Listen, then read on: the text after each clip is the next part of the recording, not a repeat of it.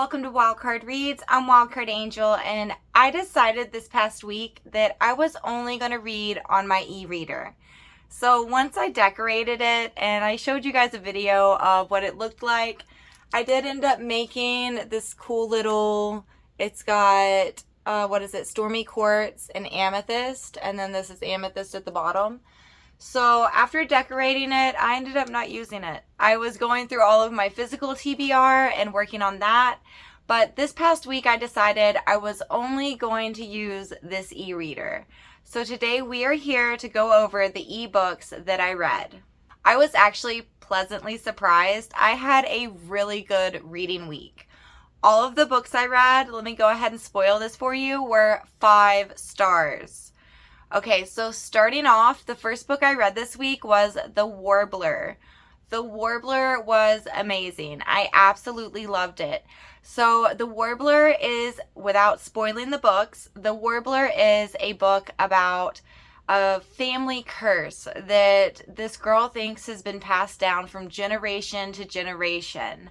And so the curse is that they have to keep moving. They can't stay in one spot too long or they will literally turn into a tree. It's incredible. And somehow she ends up finding a town throughout her travels where she finally is going to figure out answers about this curse.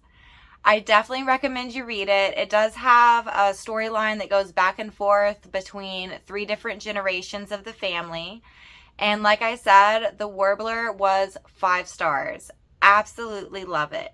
The next book I read for the week was The Modern Girl's Guide to Magic. Oh my goodness. Okay, so I love witchy books to begin with. And this book, the main character is a witch. But her magic goes haywire. She doesn't know how to control it. And in this book, she's going to figure out why. She's going to learn why. And she's signed up for this competition, and this competition is to win a magical garden. Yeah, it's incredible. So she has to go back to her hometown and try to win this magical garden.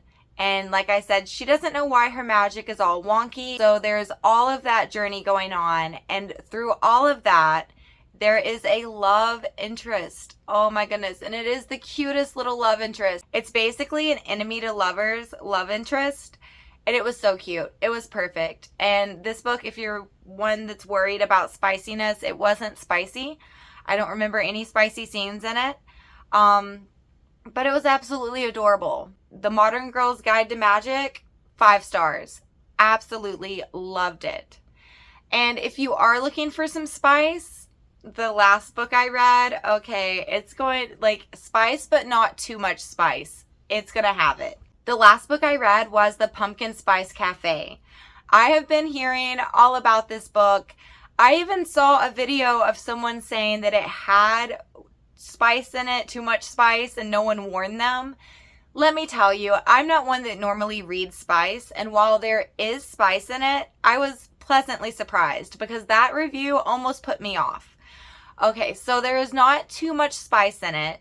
For those who don't like spice, let me just tell you, the spice does not even show up until over halfway through the book. Pleasantly surprised by that. And the spice was definitely not too much. It was just the right amount. But the Pumpkin Spice Cafe was the most adorable story ever.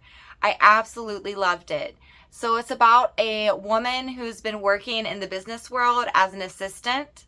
And her boss dies. She walks in to find her boss dead. And her grandmother going to retire, and she's going to go gallivanting about and doing all of these cool things that she's always wanted to do, and decides to give her granddaughter the cafe. So she tries to move to this small little town, and she used to visit as a kid, but not often. And she moves in, and it's got a little cute little apartment above the cafe. It's completely adorable. It's the best vibes ever. And her first night there, she meets what she calls a sexy farmer. It's adorable though. Like I said, it's not overly done. It's not too much. It's literally perfect. It is the sweetest story. She is the sweetest character, and I absolutely loved it.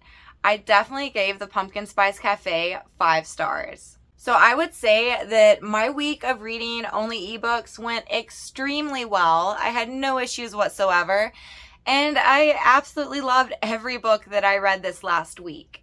Thank you guys so much for watching. I definitely appreciate it. Be sure to subscribe, hit all those buttons, and I'll see you in the next one.